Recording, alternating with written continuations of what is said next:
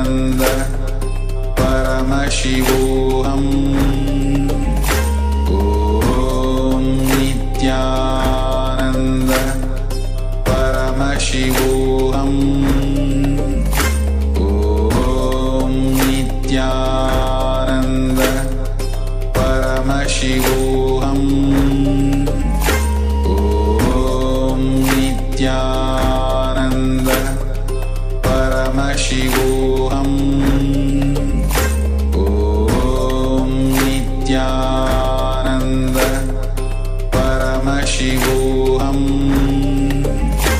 ॐ नित्यानन्द परमशिवोऽहम्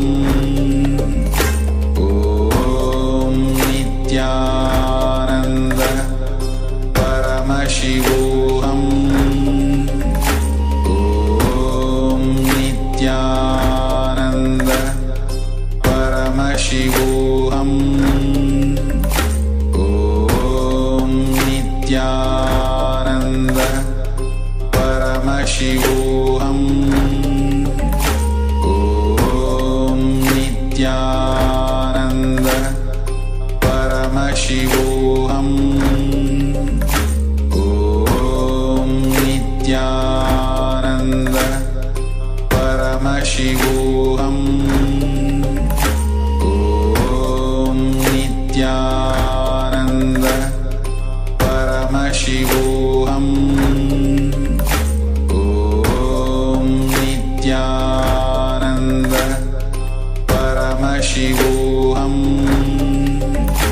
ॐ नित्यानन्द परमशिवोऽहम्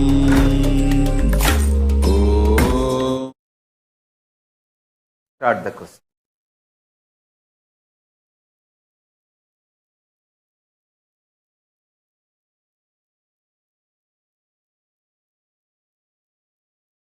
The next question. Question number 4.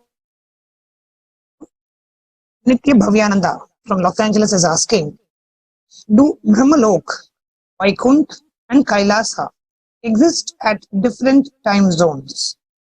What is the sequence? Does that mean out of Trinity gods, they are at different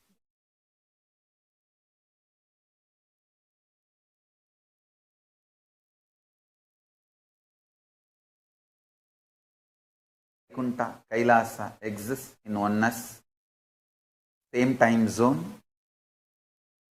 and all the Trinity, Brahma, Vishnu, Rudra, are all in oneness with me, Paramashiva.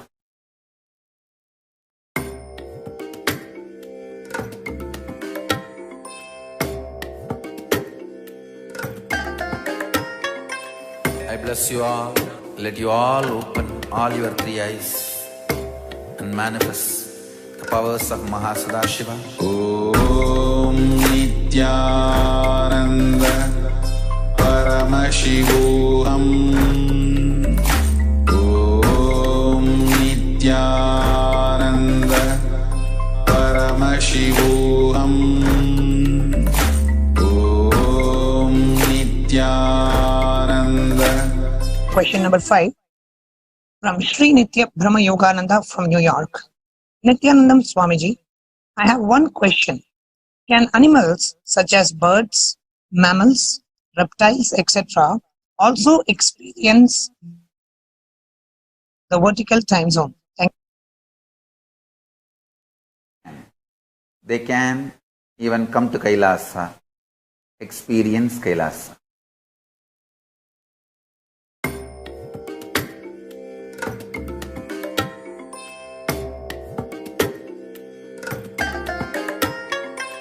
I bless you all. Let you all open all your three eyes and manifest the powers of Mahasadashiva. Om Nityananda Paramashivoham. Om Nityananda